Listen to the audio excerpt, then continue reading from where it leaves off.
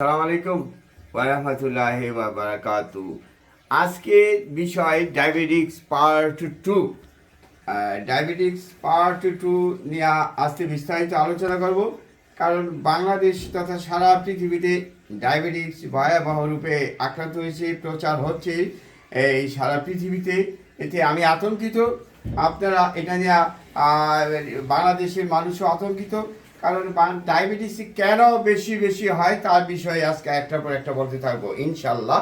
যেমন আমাদের ফল মূল শাক সবজি প্রতিটার ভিতরে ভেজাল, এই কীটনাশক ওষুধ এবং ফরমালিন জাতীয় খাবারের কারণে আমাদের শরীরের ভিতরে বিষ ঢুকছে।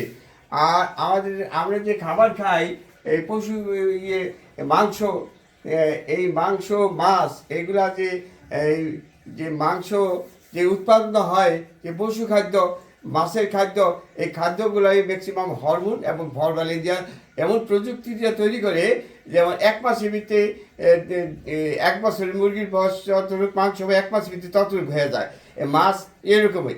আর এই বিষাক্ত জিনিস আমাদের খাওয়ার পরে আমাদের শরীর ভিতরে এটা ঢোকার পরে আমাদের কর্মক্ষমতা কমে যায়, আমরা ক্লান্ত হয়ে যাই, আমাদের ওষুধের প্রতিরোধ ক্ষমতা কমে যায়, তাই আমরা ডায়াবেটিসে আক্রান্ত হই। আর দ্বিতীয়ত, আমাদের বাংলাদেশে যে লবণ আমরা খাই, এটা ম্যাক্সিমাম লবণ এই আপনার ইন্ডাস্ট্রি লবণ, এটা বন্ডের মাধ্যমে বিদেশ থেকে আসে, এটা নারায়ণগঞ্জে ফ্যাক্টরিতে প্যাকিং হয়, এটা আমরা খাই। এখানে আপনি ম্যাক্সিমামের ভিতরে আপনি লবণের মান খুবই কম, কাজে আপনারা চিন্তা ভাবনা করবেন। আর চিনির ভিতরে ভেজাল থাকে, এগুলো নিয়ে আপনারা আরও চিন্তা করবেন। তারপরে আমরা যে তৈল খাই, যে প্রসেসিং তৈল, সয়াবিন তৈল, যে তুষের মাধ্যমে যে তৈল হয়, এগুলো রাবের মতো কালো হয়, এগুলো অনেকগুলো কেমিক্যাল দেওয়ার পর চকচকে করে এগুলো খাই, এগুলো আমাদের শরীরের জন্য ক্ষতি করে। অতএব আমরা এই খাবারের ভিতরে নজর দেব, আর আমরা বেশি বেশি পরিশ্রম করব। কারণ আমরা যদি পাহাড়ের মানুষের কেন কোনো অসুখ হয় না, তারা খুব সকালে ওঠে এবং তারা অনেক পরিশ্রম করে এবং সন্ধ্যার পরে খাওয়া দাওয়া করে ঘুমিয়ে পড়ে, আর গভীর ঘুম আসে। আর আমরা এই উঠি ঘুমেছি দেরি করিয়া, আর আমরা ভেজাল খাই, আমরা পরিশ্রম করি না, আমরা শারীরিক পরিশ্রম কমাই দিছি, আমরা এখন ব্রেনের পরিশ্রম করছি।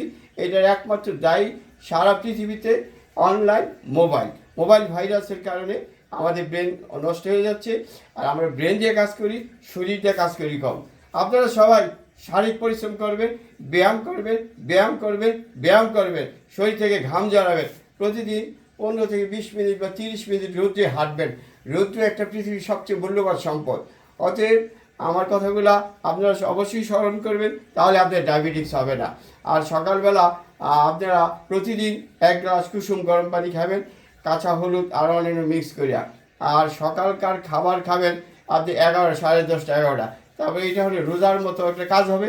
ভিতরের আপনার যে হজম করে, সেগুলো আপনার ওই খাদ্য না পাওয়াতে ওইগুলো শরীরের ভিতরে, আমাদের ভিতরের অংশ যে গ্যাস, জীবাণু, টিউমার থাকে, এগুলো খেয়ে ফেলে, অনেক আমরা সুস্থ থাকি। আপনি ডায়াবেটিস নিয়ে আতঙ্কিত হবেন না। আমার অনেক আগের একটা ভিডিও আছে, সেটা হলো ডায়াবেটিক্স মানব জীবনের জন্য আশীর্বাদ। ডায়াবেটিক্স হলে আপনার সুশৃঙ্খল জীবন আসে, ডায়াবেটিক্স হলে খাওয়ার দাওয়ার সুশৃঙ্খল আসে, ডায়াবেটিক্স হলে আপনার মন ভালো, আনন্দ লাগে। আর যদি সুস্থ থাকে মন আনন্দ লাগে, আপনার চতুর্দিকে আপনার আনন্দ লাগে, ঘুমাইতে আনন্দ লাগে, খাইতে আনন্দ লাগে, ঘুরতে আনন্দ লাগে। অতএব ডায়াবেটিক্স নিয়ে আতঙ্কিত হবেন না। আপনারা শুধু মেনে চলবেন আর পরিশ্রম করবেন, পরিশ্রম করবেন। খাদ্য, শারীরিক পরিশ্রম, আর আপনার এই ইউটিউব, ফেসবুক এগুলো কম দেখবেন। ব্রেনের কাজ আপনি কমাইয়া শরীরের কাজ করবেন, তাহলে আপনি সুস্থ থাকবেন। থ্যাংক ইউ, ধন্যবাদ। ইয়া জালালি ওয়ালাইকুম।